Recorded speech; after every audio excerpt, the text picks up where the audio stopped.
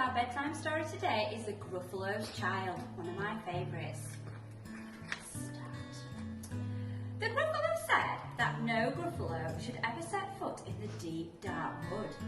Why not? Why not? Because if you do, the big, bad mouse will be after you. I met him once, said the Gruffalo. I met him a long, long time ago. What does he look like? Tell us, Dad. He's terribly big and terribly bad. I can't quite remember, the Gruffalo said. Then he thought for a minute and scratched his head. The big bad mouse is terribly strong. He has a long, terrible, scaly tail that's terribly long. His eyes are like pools of terrible fire, and his terrible whiskers are tougher than wire. One snowy night when the Gruffalo snored, the Gruffalo's child was feeling bored. The Gruffalo's child was feeling brave, so she tiptoed out of the Gruffalo cave. The snow fell fast and the wind blew wild. Into the woods went the Gruffalo child. Oh, a trail in the snow. What is this trail and where does it go? A tail poked out of a log pile house. Could this be the tail of the big bad mouse? Out slid the creature. His eyes were small and he didn't have whiskers. No, none at all. You're not the mouse. No, not I, said the snake. He's down by the lake eating Gruffalo cake.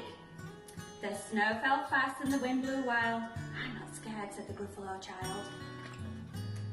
Ooh, marks in the snow. What are these claw marks and where do they go? Two eyes gleamed out of the treetop house. Could this be the eyes of the big bad mouse? Down flew the creature. His tail was short and he didn't have whiskers of any sort. You're not the mouse. Twit-to-woo, not I. But he's somewhere nearby eating Gruffalo pie. The snow fell fast and the wind blew wild. I'm not scared, said the Gruffalo child. Ooh, track in the snow. Who is this track and where does it go? Whiskers at last. And an underground house. Could this be the home of the big bad mouse? Out slumped the creature. His eyes weren't fiery, his tail wasn't scaly, and his whiskers weren't wiry. You're not the mouse? Oh no, not me. He's under a tree drinking Gruffalo tea. It's all a trick, said the Gruffalo's child, and she sat on a stump where the snow lay piled. I don't believe in the big bad mouse.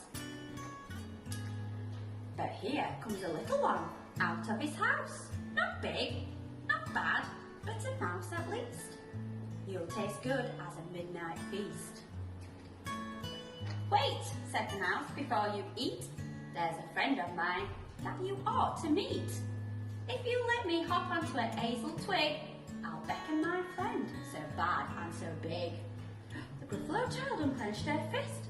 The big bad mouse, so it does exist. The mouse hopped on to the hazel tree. He beckoned and said, just wait and see. Out came the moon, it was bright and round. A terrible shadow fell onto the ground. Who is this creature so big, bad and strong?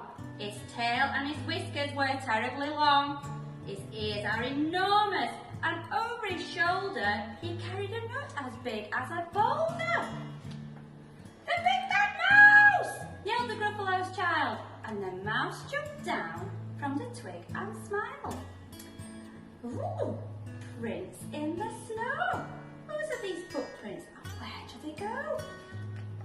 The footprints led to the Gruffalo cave, where the Gruffalo's child was a bit less brave, and the Gruffalo's child was a bit less bored.